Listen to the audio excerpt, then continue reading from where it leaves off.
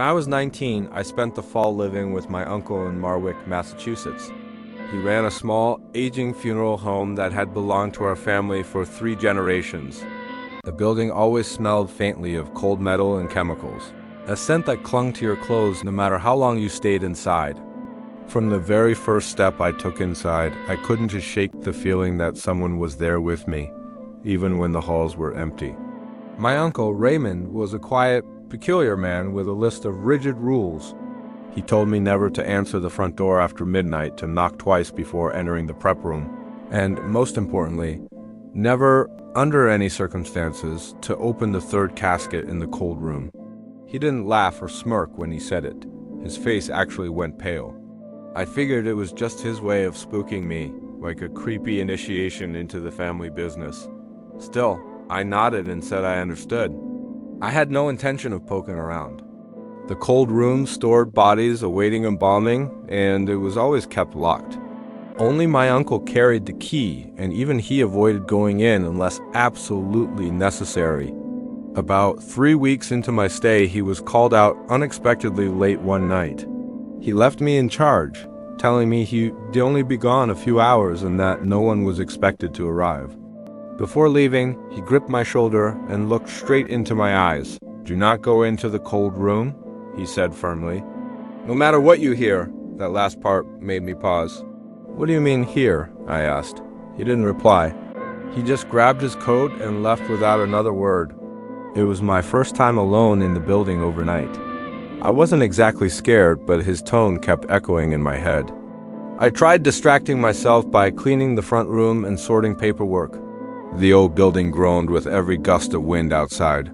Soft thumps, shifting noises, distant creaks. I told myself it was just pipes or old floorboards settling. Then around 1:30 a.m., I heard it, a knock. At first, I thought someone was at the front door, but when I checked, no one was there.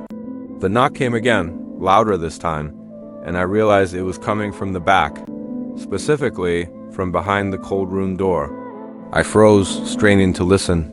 Maybe a tray shifted, or a shelf creaked under pressure, I told myself. Then the knock came again. 3 times, slow, deliberate, like someone trying to get out, not in.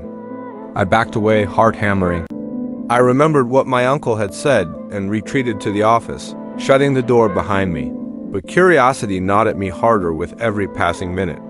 By 2:45, the knocking had stopped, but the silence felt heavier. I told myself I wouldn't open anything, just check. On the hook by the door hung my uncle's spare keys. 2 brass ones, one for the front, one for the cold room. My hand trembled as I took the cold room key and walked down the narrow hallway.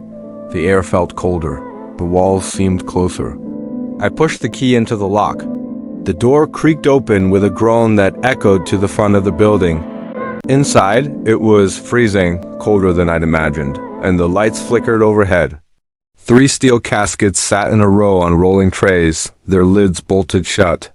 A chill crawled up my spine. I stepped in carefully, avoiding the 3rd one. It looked older than the others, streaked with rust and dented on the side. It also had no tag, which was unheard of. Every body had paperwork. This one was unmarked. Suddenly, the 2nd casket rattled. I jumped back, almost falling over a tray. Then it went still again. Against my better judgment, I leaned in, pressing my ear to the metal. I don't know what I expected to hear, but what I heard wasn't right. A soft breathing sound, slow, steady, like someone alive inside. My blood went cold. I bolted out of the room, slammed the door, and locked it tight. Whatever was in there didn't belong to this world. I sat in the office until sunrise, jumping at every creak of the building.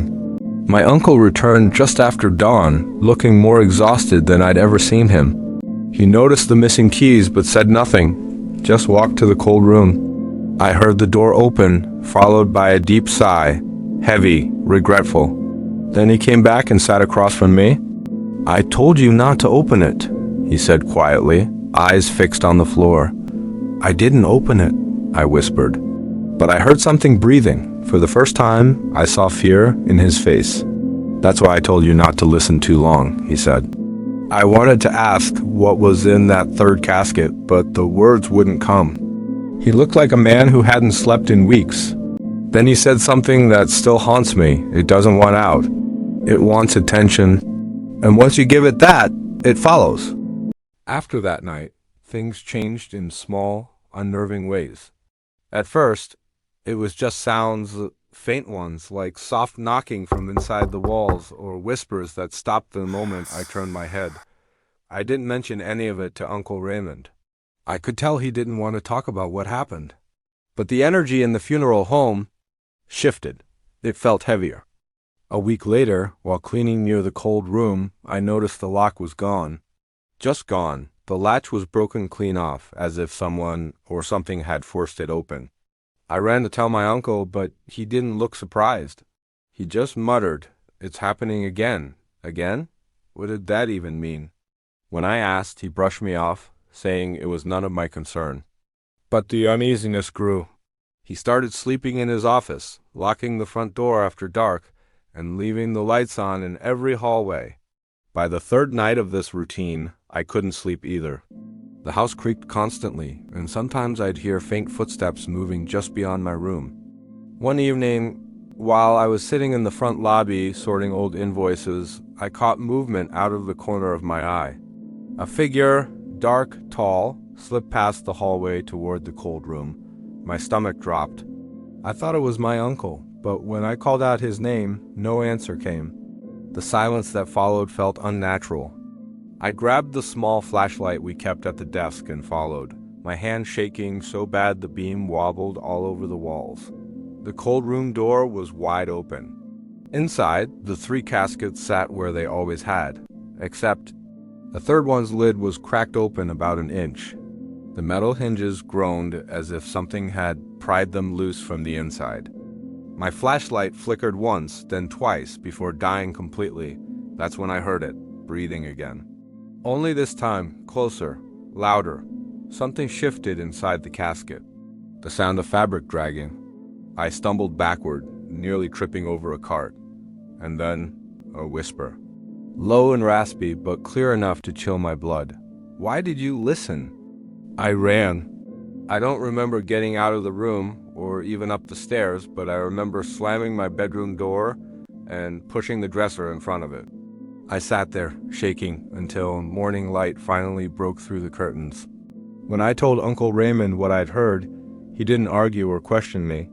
He just nodded slowly and said, "It's awake now." I asked him what it was. He looked like he wanted to answer, but couldn't find the words. Finally, he told me the story, or at least part of it. Years before I was born, there was a man who came to the funeral home late one night, carrying something wrapped in cloth.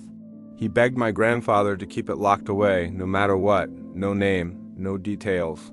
Just that warning. The cloth-covered object was small at first, not even the size of a body, but over time it changed. The sounds started. The cold spots appeared, and eventually they sealed it inside a casket and moved it into the cold room. The man who brought it disappeared weeks later. My uncle said they tried to bless the place, even burned sage and salt. But whatever it was didn't leave. It only went quiet. Until now. For the next several days, I avoided the cold room completely. I stuck to the front offices, jumped at every noise, and barely ate. But avoidance didn't help. One night, while I was locking up, every light in the building flickered at once. Then the power went out completely. The silence was crushing. I fumbled for my phone's flashlight and pointed it down the hallway. Something moved at the far end. Slow, unsteady, almost human. The air grew colder, and I could see my breath cloud in front of me. That same low whisper rose from the dark again. "Why did you listen?" My phone slipped from my hand. The flashlight spun on the floor, and in that split-second flash, I saw it, a pale figure crawling out of the cold room, its fingers dragging across the tile. It wasn't like a ghost you'd see in movies. It was solid, heavy, and painfully real. Its face was blurred, skin gray and cracked like dried clay. Its eyes, if you could call them that, looked empty but aware. I screamed and ran outside, barefoot, straight into the cold November air. I didn't stop until I reached the road. I waited there until sunrise, shaking, terrified to go back in. When I finally did, Uncle Raymond was sitting in his chair, head in his hands. He looked older, like he'd aged 10 years overnight. "I told you not to listen," he said again, voice breaking. "It remembers who listens." After that night, I stopped working at the funeral home. I told my uncle I needed a break, maybe even to go back to school, and he didn't try to stop me. He just nodded, like he already knew I wouldn't last much longer. Still, before I left, I couldn't resist one last look around the place. It was quiet that morning, too quiet. The air smelled like damp wood and chemicals. I walked through the hallways, past the old wooden benches and the flickering wall lights. Everything looked exactly the same, except it didn't feel the same. There was something about the silence that made my stomach twist. I peeked toward the cold room door. The frame had been nailed shut, thick wooden boards crossing it like a warning. But as I turned to go, I heard it again, that faint, slow knocking, just once, then silence. I froze, my breath catching. Maybe I imagined it, maybe not. Either way, I walked out and didn't look back. That was the last time I saw my uncle alive. He passed away 3 months later, quietly in his sleep. I found out when a small package arrived in the mail. No return address, just my name written in his careful handwriting. Inside was a single brass key, the one to the cold room, and a folded note. It said, "If you ever hear it again, don't answer, don't listen, just leave." That was all. No explanation, no apology, just that warning. For a while, I kept the key locked in a drawer, hidden beneath old receipts and photos. I told myself I'd throw it away, but something always stopped me. Maybe curiosity, maybe fear. A few weeks later, I started hearing it again, not at night, but in small, ordinary moments.